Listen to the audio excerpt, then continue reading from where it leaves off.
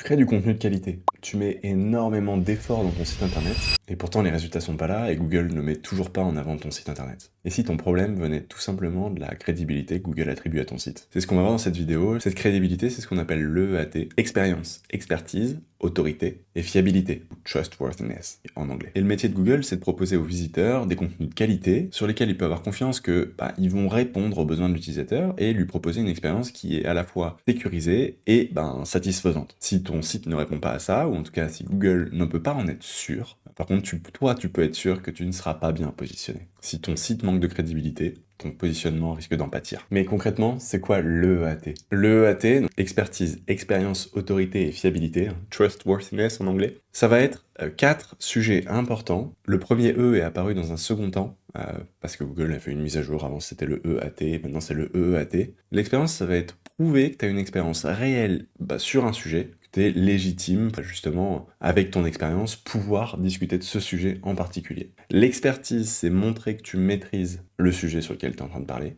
L'autorité, c'est être reconnu par les autres, donc avoir une notoriété, une reconnaissance par d'autres experts et sites influents. Façon simple de le voir, c'est des citations, des backlinks qui vont faire un vote d'autorité, vote de confiance vers ton site, vers ce que tu es en train de créer. Et fiabilité, qui va correspondre à justement, est-ce que Google peut te faire confiance? Est-ce que tu vas pas mettre un virus sur le site des gens avec justement une entreprise qui existe, qui risque pas d'essayer de les arnaquer? C'est une question de transparence, de sources fiables, de sécurité du site internet avec l'HTTPS, les mentions légales dont on parlait juste avant. Pourquoi c'est important cette EAT? C'est parce que sur internet, il y a énormément de choses qui sont faciles à avoir, et l'idée pour Google, c'est d'essayer de faire un classement qui soit le moins facilement manipulable, et donc avoir comme critère important le EAT va permettre de voir le SEO non plus comme juste du contenu et des liens, mais plus une construction complète qui serait crédible pour une entreprise qui fait vraiment un travail important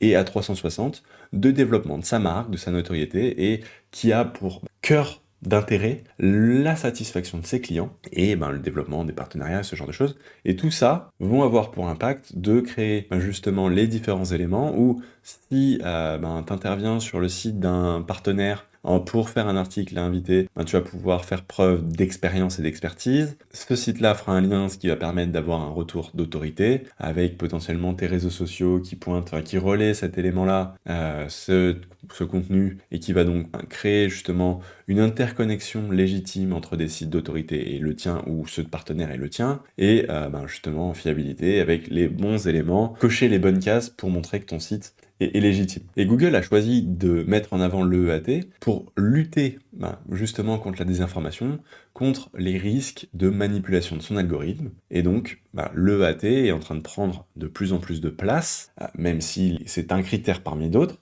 Et je t'invite à aller regarder ma vidéo sur justement l'optimisation sémantique, qui reprend les critères et qui montre que créer du bon contenu, c'est essentiel et c'est important pour être vu dans l'œil de Google de la bonne façon. Et cette EAT est d'autant plus importante dans certains critères très particuliers des résultats.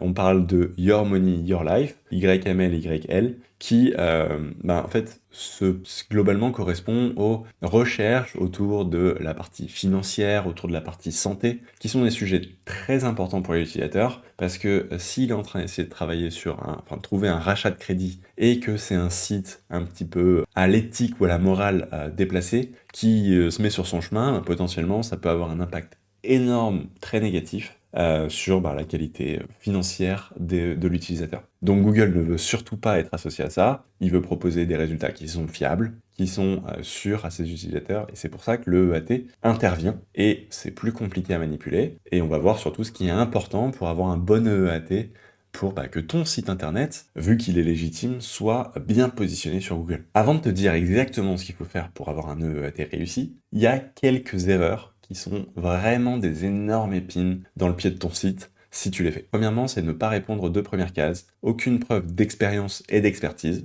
Tu mets pas de citation, tu mets pas d'auteur, tu mets pas de source, tu mets pas de témoignage. Bref, personne n'existe quand il s'agit de suivre qui a écrit, qui a rédigé, qui s'est impliqué dans la création de ce contenu, et donc pas d'humain, pas forcément de fiabilité. Deuxièmement, c'est le manque d'autorité de ton site internet. Ça veut dire que personne à part toi ne parle de ce sujet ou ne parle de toi, et c'est vachement plus intéressant d'avoir quelqu'un qui te recommande un resto, qui te recommande potentiellement le resto que tu as créé, ou qui recommande à quelqu'un, plutôt que toi, si c'est ton restaurant et que tu dis à tout le monde qu'il est très bon, ça aura moins de valeur. C'est la même chose sur internet. Si aucun autre site ne parle de ton site, fait pas de backlink, ça va être un vrai point négatif et ça va impacter négativement l'autorité. C'était le troisième volet sur lequel on a discuté. Et ça, c'est une grosse erreur parce que tu vas avoir du mal à passer devant d'autres gens qui, eux, le font. Troisièmement, c'est la fiabilité insuffisante.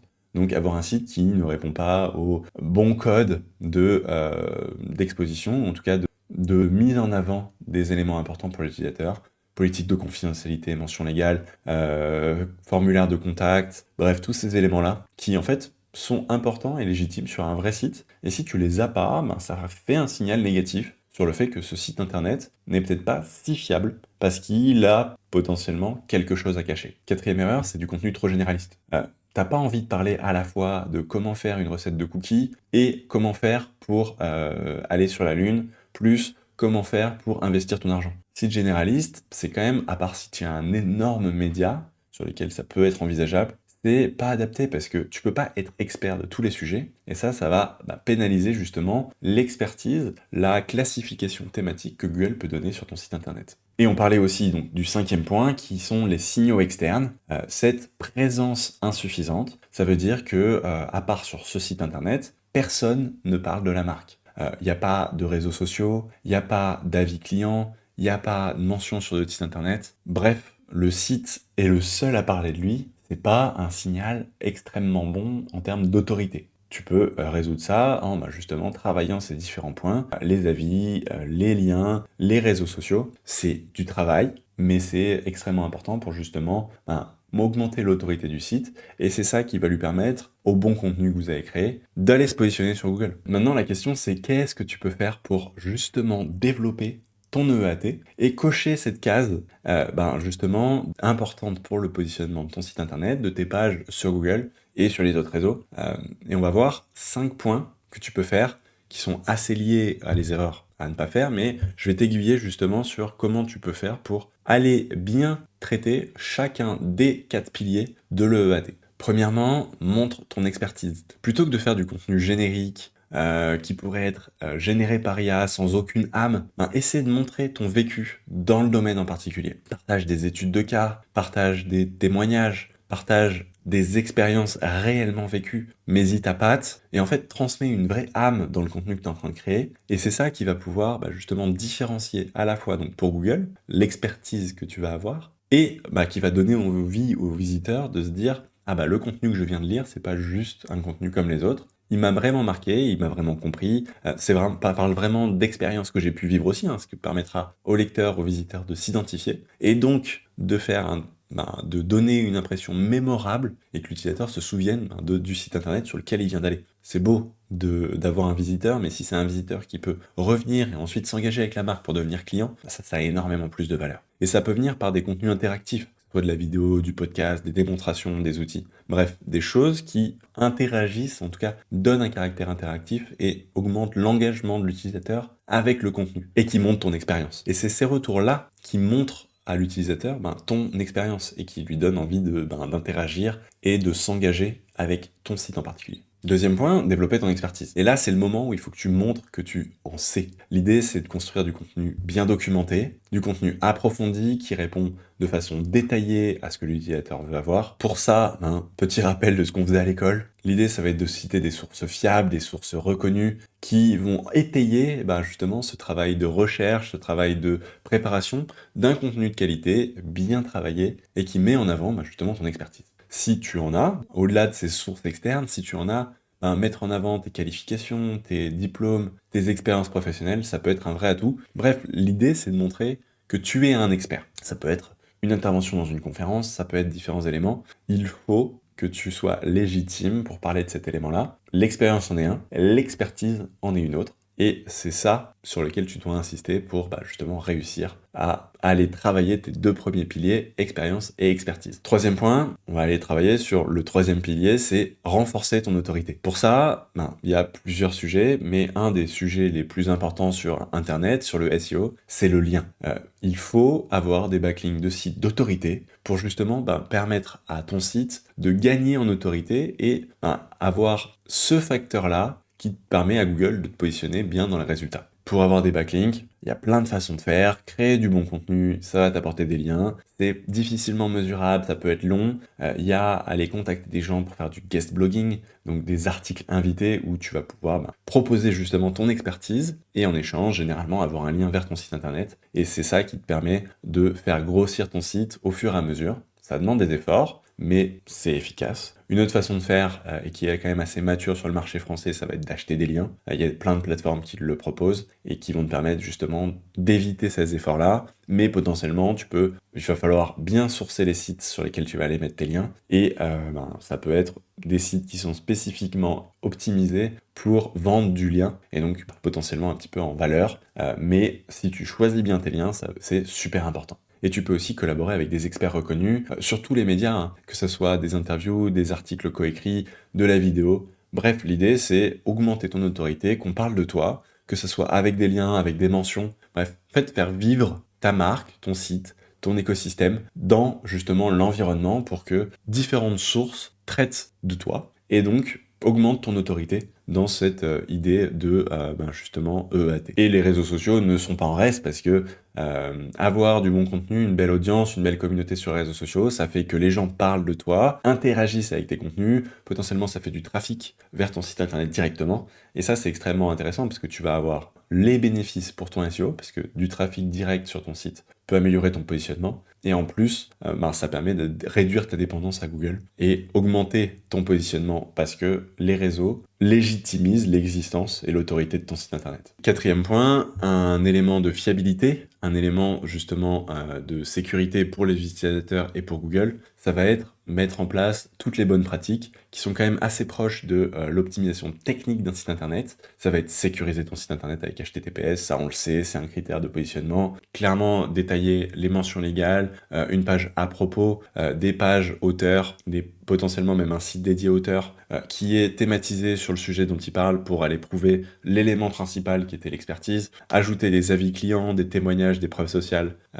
L'idée c'est que si quelqu'un devait recommander votre site internet qu'il ne connaît pas, est-ce qu'il se sent en sécurité? Si le site sur lequel tu arrives a l'air d'être un site potentiellement d'arnaque, c'est un très mauvais signal. Si au contraire, tous les éléments de réassurance sont là, j'ai l'impression que c'est une vraie entité. Si je commande un produit, je pense que je vais l'avoir. Il y a des gens qui le disent, et pas juste des faux avis sur le site internet. Mais j'ai confiance dans le fait que je vais le recevoir, que ce soit un produit physique, un produit digital. Bref, je fais confiance dans le site internet. Et là, ce dernier point est validé. Et c'est important parce que justement, ça va à la fois avoir un impact positif sur votre SEO, le EAT, Trust Worthiness, mais aussi sur la conversion, parce que les visiteurs qui viennent sur ton site pourront justement trouver les éléments rassurants pour passer à l'action. Et l'idée, c'est construire un écosystème pour être capable de bien présenter ses contenus. Sur le site internet, on va essayer de mettre les bons micro-schémas, les micro-données, donc le schéma.org, avec des données structurées sur ces différentes pages,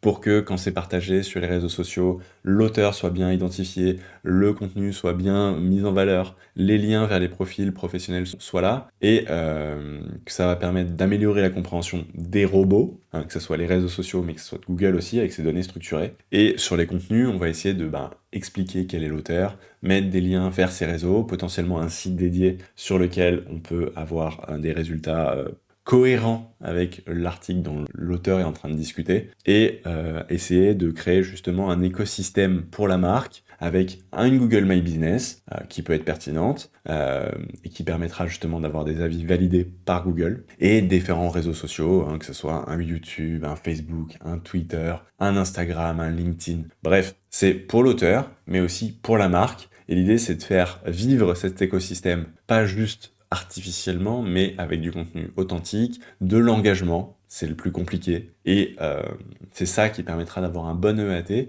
une bonne croissance de marque, une moins grande dépendance à Google seul, et une croissance qui soit plus sereine et pérenne et plus efficace parce que justement ça pourra bénéficier en effet secondaire. Enfin, c'est un peu le cercle vertueux de mon SEO en a besoin, mais en fait mon entreprise en bénéficie pour la croissance de celle-ci. Il y a énormément de sites qui ont un bon EAT, je t'invite à aller regarder les sites que tu peux trouver sur les requêtes qui t'intéressent, voir ce qu'ils font, et pas juste t'intéresser à la page qui est positionnée, mais à leur écosystème complet. Qu'est-ce que le site met en avant, comment il est lié à d'autres éléments, comment il est lié à d'autres sites, et c'est ça qui va te permettre de comprendre comment tu peux améliorer ton EAT. Il y a les bonnes pratiques dont je t'ai parlé, et l'idée après c'est de les mettre en pratique et de les appliquer à une marque. Par exemple, Neil Patel, qui est un marketeur SEO connu dans le monde anglo-saxon, justement fait ça très bien. Là, on est sur son site perso, il a acheté énormément d'outils SEO, bref, ce genre. Il a une agence SEO et il a acheté énormément d'outils, et on voit que sur son site, donc il commence à être là, on voit qu'il a le lien vers son agence, donc déjà cohérence là-dessus, il est très aligné, des preuves sociales avec des exemples, on va avoir tous ses réseaux sociaux en bas, donc directement par exemple sur son Twitter, sur lesquels il y a encore son agence, le Twitter de son agence, avec ici le Twitter de lui-même, bref, un maillage très clair et qui permet de créer une cohérence. Et derrière, si je vais sur son agence, il y a un lien caché ici qui va vers justement sa page personnelle. D'ailleurs, je ne sais pas pourquoi il l'a caché, mais ici, effectivement, si je le cherche, j'ai un Neil Patel qui est ici avec Reader Only qui follow Emmanuel Adedlink. Et j'ai un lien ici qui permet d'aller vers son site internet. Et ça, du coup, ça permet encore d'avoir un lien retour et donc de mailler les différents éléments de Neil. Et c'est pas le seul qui en parle. Si je le tape sur Google, je vois que j'ai une fiche auteur, enfin une fiche de « il sait qui c'est », un personnage public, donc c'est plus facile. Tous les sujets de son Twitter, son site perso, son LinkedIn, son YouTube, son Instagram, ses vidéos sur YouTube, et les vidéos où il intervient, parce que c'est pas forcément sa chaîne. Bref, Neil Patel est très connu, on voit quand même plein de solutions, plein de mots-clés qui sont liés et qui sont recommandés. Il est connu, Google sait à quoi ça correspond, il sait exactement thématiser ce que Neil fait, et c'est ça qui va permettre d'avoir un écosystème, un EAT. C'est un expert qui est reconnu, qui est validé par les autres, et c'est ça qui va pouvoir construire un bon EAT et qui va légitimiser son agence digitale et qui va lui permettre de grossir son business comme ça sur Internet avec du marketing digital.